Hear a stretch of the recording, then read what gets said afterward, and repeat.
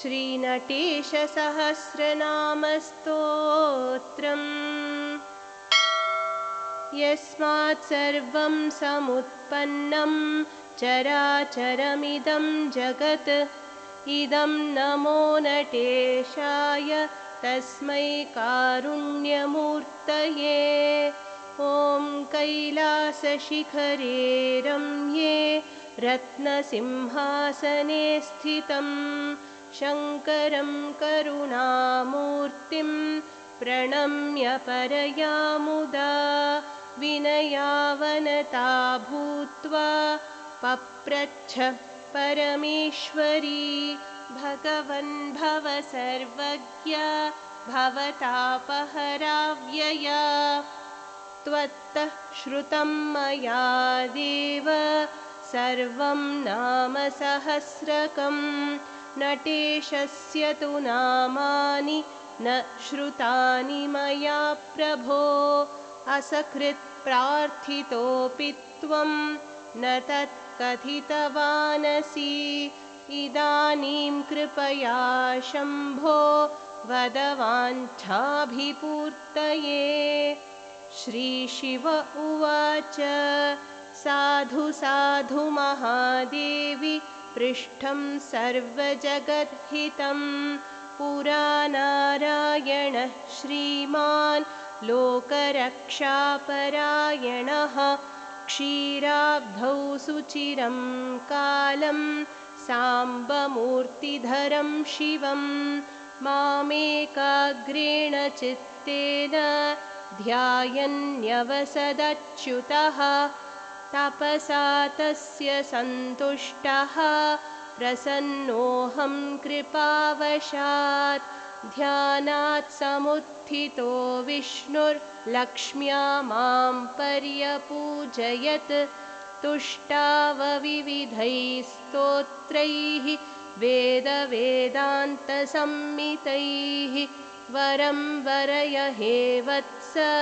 यदिष्टं मनसि स्थितं तत्ते दास्यामि न चिरात् इत्युक्तः कमलेक्षणः प्राह मां परया भक्त्या वरं दास्यसि चेत् प्रभो रक्षार्थं सर्वजगताम् असुराणां क्षयाय च सार्वात्म्ययोगसिद्ध्यर्थं मन्त्रमेकं ममादिश इति सम्प्रार्थितस्तेन माधवेनाहमम्बिके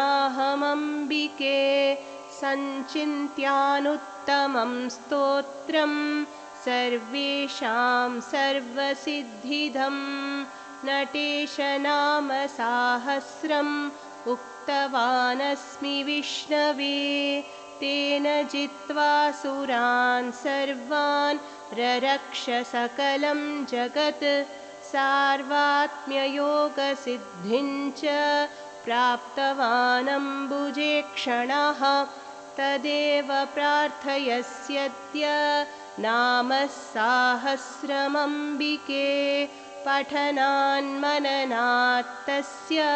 नृत्तं दर्शयति प्रभुः सर्वपापहरं पुण्यं सर्वरक्षाकरं नृणां सर्वैश्वर्यप्रदं सर्वसिद्धिदं मुक्तिदं परं वक्ष्यामि शृणु हे देवि नाम साहस्रमुत्तमम्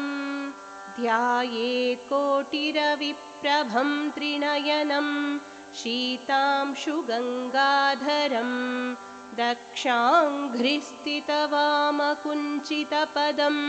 शार्दूलचर्माम्बरं वह्निं डोलकराभयं डमरुकं वामे शिवां श्यामलां कल्हारं जपसृक्षुकं कटिकरां देवीं सभेशं भजे। श्रीशिव उवाच श्रीशिव श्रीशिवानाथ श्रीमान् श्रीपतिपूजितः शिवङ्करः शिवतरः शिष्टहृष्टः शिवागमः अखण्डानन्दचिद्रूपः परमानन्दताण्डवः अपस्मृतिन्यस्तपादः कृत्तिवासाः कृपाकरः कालीवादप्रियः कालः कालातीतः कलाधरः कालनेता कालहन्ता कालचक्रप्रवर्तकः कालज्ञः कामदः कान्तः कामारिः कामपालकः कल्याणमूर्तिः कल्याणीरमणः कमलेक्षणः कालकण्ठः कालकालः कालकूटविशासनः कृतज्ञः कृतिसारज्ञः कृशाणुः कृष्णपिङ्गलः करिचर्माम्बरधरः कपालीकलुषापहः कपालमालाभरणः कङ्कालः कलिनाशनः कैलासवासी कामेशः कविः कपटवर्जितः कमनीयः कलानाथ शेखरः कम्बुकन्धरः कन्दर्पकोटिसदृशः कपर्दीकमलाननः कराब्जधृतकालाग्निः कदम्बकुसुमारुणः कमनीयनिजानन्दमुद्राञ्चितकराम्बुजः स्फुरड्डमरुनिध्वाननिर्जिताम्भोदिनिस्वनः उद्दण्डताण्डवश्चण्ड ऊर्ध्वताण्डवपण्डितः सव्यताण्डवसम्पन्नो महाताण्डववैभवः ब्रह्माण्डकाण्डविस्फोटमहाप्रलयताण्डवः महोग्रताण्डवाभिज्ञः परिभ्रमणताण्डवः नन्दिनाट्यप्रियो नन्दीनटेशो नटवेशभृत् कालिकानाट्यरसिको निशानटननिश्चलः भृङ्गिनाट्यप्रमाणज्ञो भ्रमरायितनाट्यकृत् वियदादिजगत्स्रष्टा विविधानन्ददायकः विकाररहितो विष्णुर्विराडीशो विराण्मयः विराड्हृदयपद्मस्थो विधिः विश्वाधिको विभुः वीरभद्रो विशालाक्षो विष्णुबाणो विशाम्पतिः विद्यानिधिर्विरूपाक्षो विश्वयोनिर्वृषध्वजः विरूपो विश्वदिग्व्यापी वीतशोको विरोचनः व्योमकेशो व्योममूर्तिर्व्योमाकारो व्ययाकृतिः व्याघ्रपादप्रियो व्याघ्रचर्मधृद्व्याधिनाशनः व्याकृतो व्यापृतो व्यापी व्याप्य साक्षी विशारदः व्यामोहनाशनो व्यासो व्याख्यामुद्रालसत्करः वरदो वामनो वन्द्यो वरिष्ठो वज्रवर्मभृत् वेदवेद्यो वेदरूपो वेदवेदान्तवित्तमः वेदार्थविद्वेदयोनिः वेदाङ्गो वेदसंस्तुतः वैकुण्ठवल्लभो वर्ष्यो वैश्वानरविलोचनः समस्तभुवनव्यापी समृद्धः सततोदितः सूक्ष्मात् सूक्ष्मतरः सूर्यः सूक्ष्मस्थूलत्ववर्जितः जन्नुकन्याधरो जन्मजरामृत्युनिवारकः शूरसेनः शुभाकार शुभ्रमूर्तिः शुचिस्मितः अनर्घरत्नखचितः किरीटो निकटे स्थितः सुधारूपः सुराध्यक्षः शुभ्रूसुखघनः सुधीः भद्रो भद्रपदो भद्रवाहनो भक्तवत्सलः भगनेत्रहरो भर्गो भवघ्नो भक्तिमन्निधिः अरुणः शरणः शर्वः शरण्यः शर्मदः शिवः पवित्रः परमोदारः परमापन्निवारकः सनातनः समः सत्यः सत्यवादी समृद्धिदः धन्वी धनाधिपो धन्यो धर्मगोप्ताधराधिपः तरुणस्तारकस्ताम्रस्तरिष्णुस्तत्त्वबोधकः राजराजेश्वरो रम्यो रात्रिञ्चरविनाशनः गह्वरेष्ठो गणाधीशो गणेशो गतिवर्जितः पतञ्जलिप्राणनाथः परापरविवर्जितः परमात्मा परञ्ज्योतिः परमेष्ठी परात्परः नारसिंहो नगाध्यक्षो नादान्तो नादवर्जितः नमदानन्ददो नम्यो नगराजनिकेतनः दैव्योऽभिषक्प्रमाणज्ञो ब्रह्मण्यो ब्राह्मणात्मकः कृताकृतः कृशः कृष्णः शान्तिदशरभाकृतिः ब्रह्मविद्याप्रदो ब्रह्मा बृहद्गर्भो बृहस्पतिः सत्यो जातः सदाराध्यः सामगः सामसंस्तुतः अघोरोद्भुतचारित्र आनन्दवपुरग्रणीः सर्वविद्यानामीशान ईश्वराणामधीश्वरः सर्वार्थः सर्वदा तुष्टः सर्वशास्त्रार्थसम्मतः सर्वज्ञः सर्वदस्थाणुः सर्वेशः समरप्रियः जनार्दनो जगत्स्वामी जन्मकर्मनिवारकः मोचको मोहविच्छेत्ता मोदनीयो महाप्रभुः व्युक्तकेशी विविशदो विश्वक्सेनो विशोधकः सहस्राक्षः सहस्राङ्घ्रिः सहस्रवदनाम्बुजः सहस्राक्षार्चितः सम्राट् सन्धाता सम्पदालयः बभ्रुर्बहुविधाकारो बलप्रमथनो बली मनोभर्ता मनोगम्यो मननैकपरायणः उदासीन उपद्रष्टा मौनगम्यो मुनीश्वरः अमानी मदनो मन्युः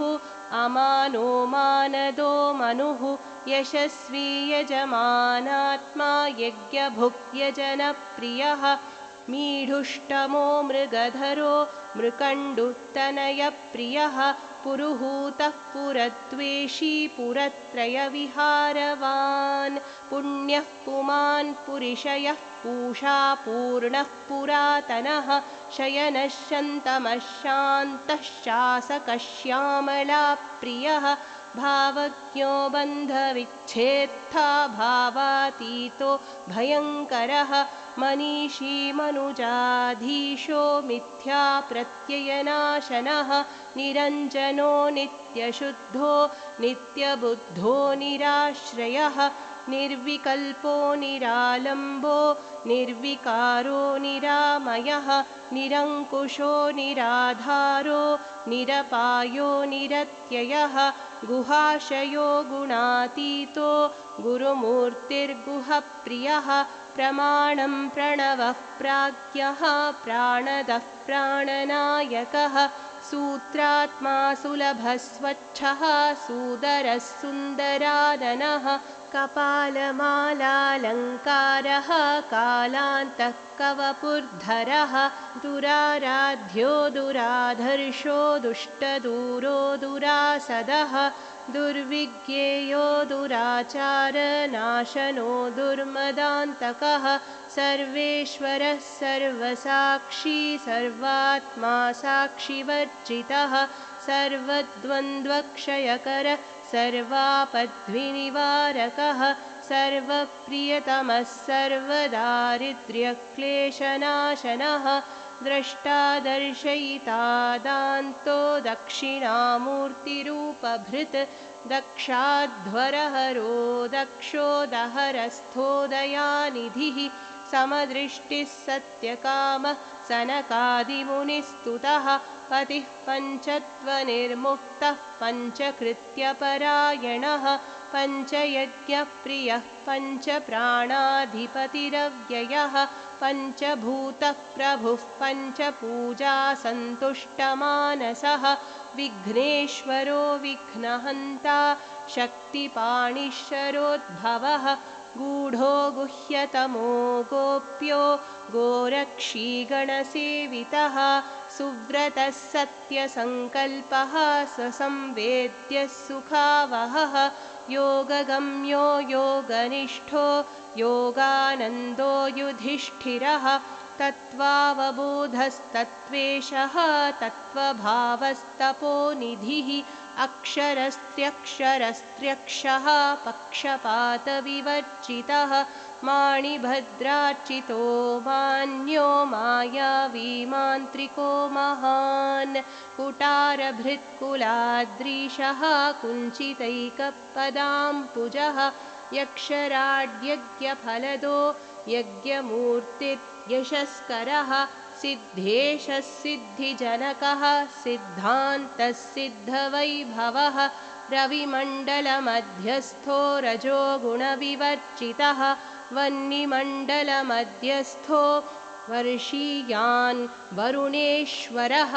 सोममण्डलमध्यस्थः सोमः सौम्यः सुहृद्धरः दक्षिणाग्निर्गार्हपत्यो दमनो दमनान्तकः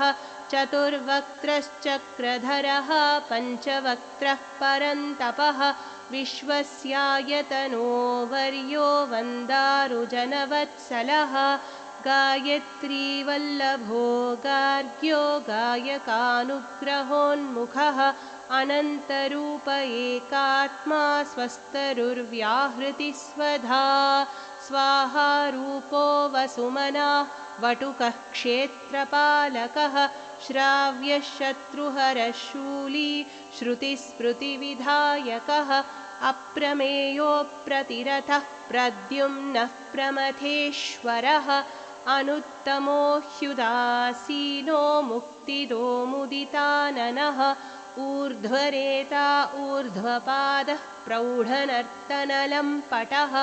महामायो महाग्रासो महावीर्यो महाभुजः महानन्दो महास्कन्दो महेन्द्रो महसान्निधिः भ्राजिष्णुर्भावनागम्यः भ्रान्तिज्ञानविनाशनः महर्धिः महिमाधारो महासेनगुरुर्महः सर्वधृक् सर्वभृत्सर्गः सर्वहृत् कोशसंस्थितः दीर्घपिङ्गजटाजूटो दीर्घबाहुर्दिगम्बरः संयद्वामः संयमीन्द्रः संशयच्छित्सहस्रधृक् हेतुदृष्टान्तनिर्मुक्तो हेतुर्हेरम्बजन्मभूः हेलाविनिर्मितजगत् हेमश्मश्रुहिरण्मयः सकृद्विभातसंवेत्ता सदसत्कोटिवर्जितः स्वात्मस्थः स्वायुधः स्वामी स्वानन्यस्वांशिताखिलः रातिर्दातिश्चतुष्पादः स्वात्मबन्धहरस्वभूः वशीवरेण्यो विततो वज्रभृद्वरुणात्मजः चैतन्यश्चिच्छिदद्वैतश्चिन्मात्रश्चित्सभाधिपः भूमा भूतपतिर्भव्यो भूर्भुवो व्याहृतिप्रियः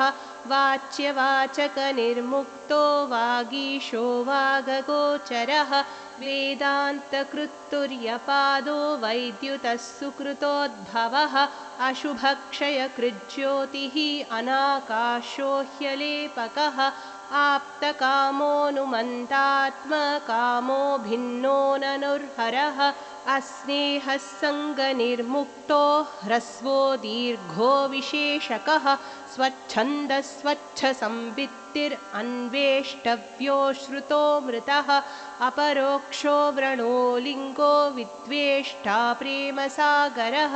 ज्ञानलिङ्गो गतिर्ज्ञानी ज्ञानगम्योऽवभासकः शुद्धस्फटिकसङ्काशः श्रुतिप्रस्तुतवैभवः हिरण्यबाहुः सेनानीः हरिकेशो दिशां पतिः सस्पिञ्जरः पशुपतिः त्विषीमानध्वनां पतिः बभ्लुषो भगवान् भव्यो विव्याधिविगतज्वरः अन्नानां पतिरत्युग्रो हरिकेशोद्वयाकृतिः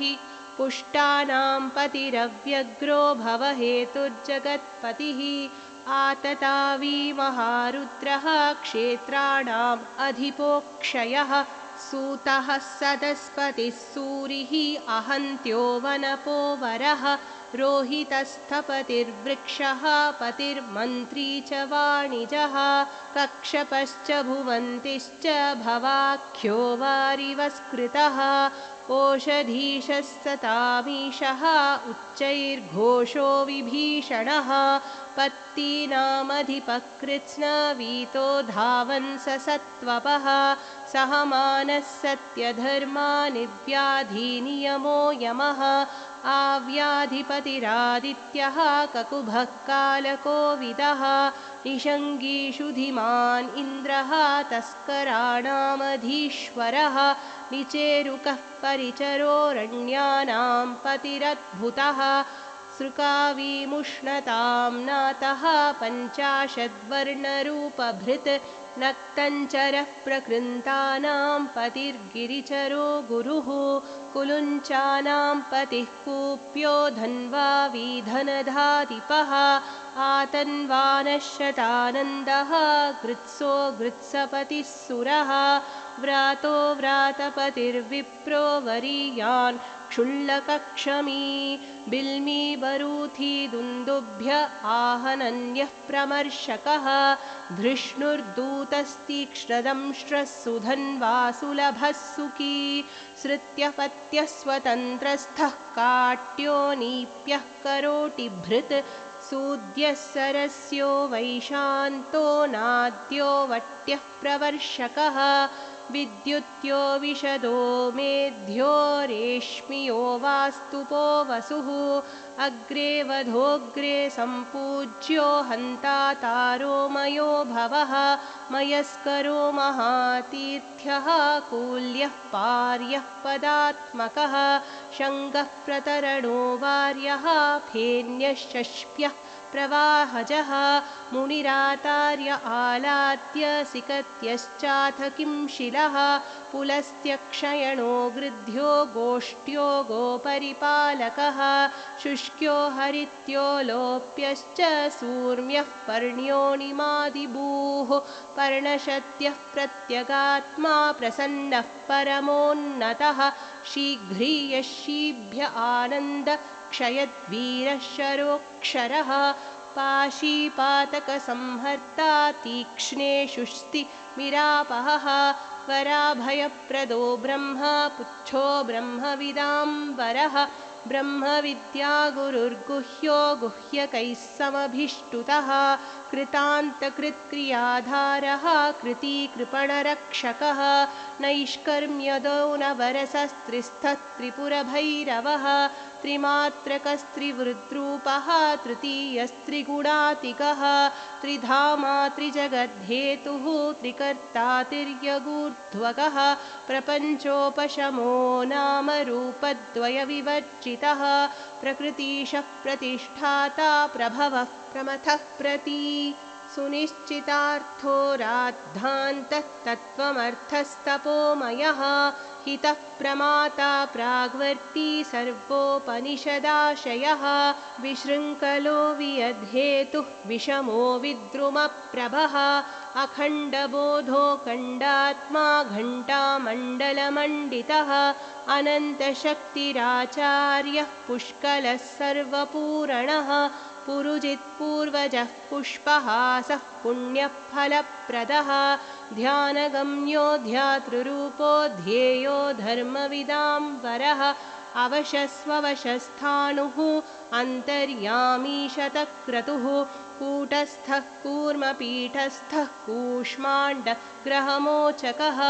कूलङ्कषः कृपासिन्धुः कुशली कुङ्कुमेश्वरः गदाधरो गणस्वामी गरिष्ठस्तोमरायुधः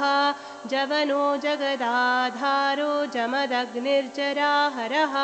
जटाधरो मृताधारो मृतांशुरमृतोद्भवः विद्वत्तमो विदूरस्थो विश्रमो वेदनामयः चतुर्भुजश्च ततनुश्चमिताखिलकौतुकः वौषट्कारो वषट्कारो हुङ्कारः फट्करः पटुः ब्रह्मिष्टो ब्रह्मसूत्रार्थो ब्रह्मज्ञो ब्रह्मचेतनः गायको गरुडारूढो गजासुरविमर्दनः गर्वितो गगनावासो ग्रन्थित्रयविभेदनः भूतमुक्तावलीतन्तुः भूतपूर्वो भुजङ्गभृत्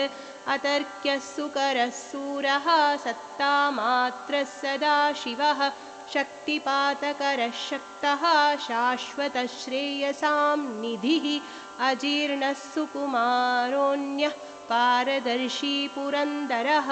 अनावरणविज्ञानो निर्विभागो विभावसुः विज्ञानमात्रो विरजाः विरामो विबुधाश्रयः विदग्धमुग्धवेषाढ्यो विश्वातीतो विशोकदः मायानाट्यविनोदज्ञो मायानटनशिक्षकः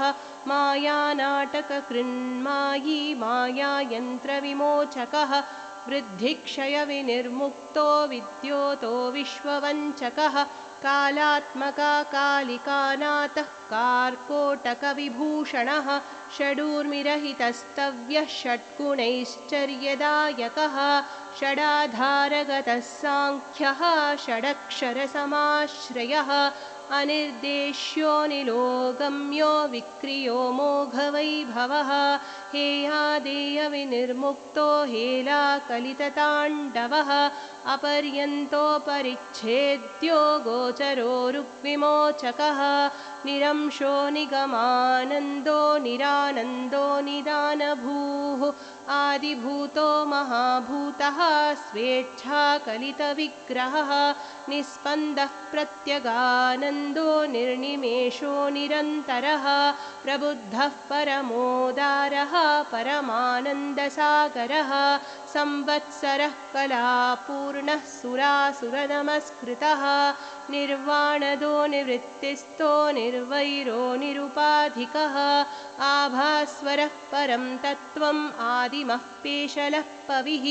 संशान्तसर्वसङ्कल्पः संसदीशः सदोद्दितः भावाभावविनिर्मुक्तो भारूपो भावितो भरः सर्वातीतः सारतरः साम्बः सारस्वतप्रदः सर्वकृत् सर्वभृत् सर्वमयः सत्त्वावलम्बकः केवलः केशवः केलीकरः केवलनायकः इच्छानिच्छाविरहितो विहारी वीर्यवर्धनः विजिघत्सो विगतभीविपिपासो विभावनः विश्रान्तिभूर्विवसनो विघ्नहर्ता विशोधकः वीरप्रियो वीतभयो विन्ध्यदर्पविनाशनः वेतालनटनप्रीतो वेतण्डत्वकृताम्बरः वेलातिलङ्घिकरुणो विलासी विक्रमोन्नतः वैराग्यशेवधिर्विश्वभोक्ता सर्वोर्ध्वसंस्थितः महाकर्ता महाभोक्ता महासंविन्मयो मधुः मनोवचोभिरग्राह्यो महाबिलकृतालयः अनहङ्कृतिरच्छेद्यः स्वानन्दैकघनाकृतिः संवर्त्याग्न्युदरः सर्वान्तरस्थः सर्वदुर्ग्रहः सम्पन्नसङ्क्रमस्त्रीसन्धाता सकलोर्जितः सम्प्रवृद्धः सन्निकृष्टः संविभृष्टः समग्रधृक् संयमस्थः संहृतिस्थः सम्प्रविष्टः समुत्सुकः सम्प्रहृष्टः सन्निविष्टः संस्पृष्टः सम्प्रमर्दनः सूत्रभूतः स्वप्रकाशः समशीलः सदादयः सत्त्वसंस्थः सुषुप्तिस्थः सुतल्पः सत्स्वरूपगः सङ्कल्पोल्लासनिर्मुक्तः समनीरागचेतनः आदित्यवर्णसञ्ज्योतिः सम्यक् दर्शनतत्परः महातात्पर्यनिलयः प्रत्यग्ब्रह्मैक्यनिश्चयः प्रपञ्चोल्लासनिर्मुक्तः प्रत्यक्षप्रतिभात्मकः प्रवेगः प्रमदार्धाङ्गः प्रणर्तनपरायणः योगयोनिर्यथा भूतो यक्षगन्धर्ववन्दितः जटिलश्चटुलापाङ्गो महानटनलम्पटः पाटलांशुः पटुतरः पारिजातद्रुमूलकः पापाटवी बृहद्भानुः भानुमत्कोटिकोटिभः कोटिकन्दर्पसौभाग्यसुन्दरो मधुरस्मितः लास्यामृताब्धिलहरी पूर्णेन्दुः पुण्यगोचरः रुद्राक्षसृङ्मया कल्पः कल्हारः किरणाद्युतिः अमूल्यमणिसम्भास्वत्फणीन्द्रकरकङ्कणः चिच्छक्तिलोचनानन्दकन्दलः कुन्दपाण्डुरः अगम्यमहिमां बोधिरनौपम्य यशोनिधिः चिदानन्दनटाधीशः चित्केवलवपुर्धरः चिदेकरससम्पूर्णः श्रीशिवः श्रीमहेश्वरः इति श्रीनटेशसहस्रनामस्तोत्रम् सम्पूर्णम्।